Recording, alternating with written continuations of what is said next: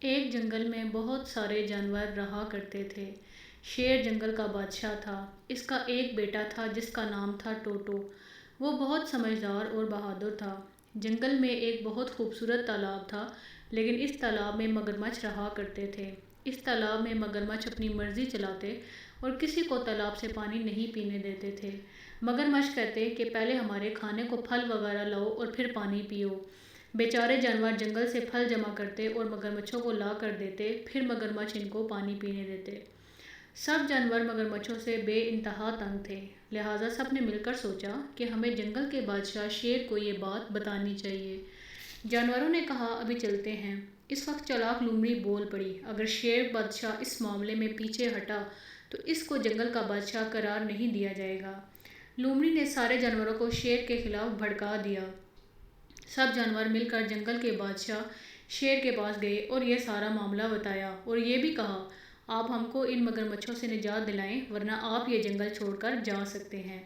یہ کہہ کر سب جانور وہاں سے چلے گئے۔ یہ سارا معاملہ شیر کا بیٹا ٹوٹو سن رہا تھا۔ جنگل کا بادشاہ شیر ساری رات پریشان رہا۔ ٹوٹو یہ سب دیکھ رہا تھا۔ اس نے جنگل کے سارے جانوروں کو بلوایا اور ان سے کہا، اس جنگل کے بادشاہ شیر تو بہت اچھے ہیں، آپ لوگوں کا اتنا خیال بھی رکھتے ہیں، اور آپ ہیں کہ مشکل وقت میں ان کا ساتھ چھوڑ رہے ہیں۔ چالاک لومڑی نے کہا، اس چھوٹے سے بچے کو کیا پتا ان باتوں کے بارے میں، لیکن ٹوٹو نے یہ بات جانوروں کے دلوں میں ڈال دی اور یہ بات جانوروں کے دلوں میں جڑ پکڑ گئی، اور ان سب جانوروں نے بادشاہ شیر کے پاس جا کر اپنے رویے کی معافی مانگی اور کہا کہ ہم سب مل کر مگرمچھوں کا مقابلہ کریں گے۔ سب سوچ رہے تھے کہ مگرمچھوں کا مقابلہ کس طرح کیا جائے۔ اتنے میں ٹوٹو بول پڑا، مگرمچھوں کو کھانے کا بہت شوق ہوتا ہے اور ان کا سب سے پسندیدہ کھانا خرگوش ہے۔ اب تو شامت خرگوش کی تھی۔ اتنے میں ہاتھی بول پڑا، ہم خرگوش کو مار تو نہیں سکتے۔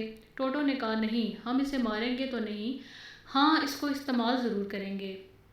سارے جانور ٹوٹو کی شکل دیکھ رہے تھے کہ اس چھوٹے سے بچے کو اتنی عقل مندی والی بات کیسے سوجھی۔ خرگوش کو سب نے حوصلہ دیا اور کہا کہ سب تمہاری مدد کریں گے۔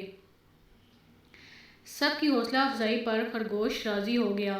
سب نے ایک بہت بڑا گڑھا کھودا اور اس کے اوپر پتے ڈال دیے تاکہ مگرمچھوں کو پتہ نہ چل سکے کہ ہم نے ان کے لیے جال بچھایا ہے۔ اب کام شروع ہوا۔ خرگوش مگرمچھوں سے پوچھے بغیر پانی پینے لگا۔ مگرمچھوں نے جب دیکھا تو انہیں بہت غصہ آیا اور ان میں سے ایک نے کہا، اس کی سزا یہ ہے کہ اسے کھایا جائے۔ دوسرے مگرمچھوں نے یہ سنا تو ان کے منہ میں پانی بھر آیا۔ خرگوش نے مگرمچھوں کو اپنی طرف بڑھتے ہوئے دیکھ لیا تھا۔ خرگوش وہاں سے ہلکے ہلکے بھاگنے لگا۔ مگرمچھ بھی لالچ میں اس کے پیچھے بھاگنے لگے۔ مگرمچھ خرگوش کا پیچھا کرتے کرتے وہاں تک پہنچ گئے جہاں جال بچھا ہوا تھا۔ خرگوش جال کے اوپر سے چھلانگ مار کر دوسری طرف گر پڑا اور سارے مگرمچھ گڑھے میں گر پڑے۔ اس طرح سارے مگرمچھوں کو ان کے کیے کی سزا مل گئی اور خرگوش نے سکون کا سانس لیا۔ پھر سب نے ٹوٹو اور خرگوش کا شکریہ ادا کیا اور جنگل کے بادشاہ شیر نے ایک بہت بڑی دعوت رکھی۔ اس طرح سارے جانور ایک بار پھر پہلے کی طرح ہنسی خوشی زندگی گزارنے لگے۔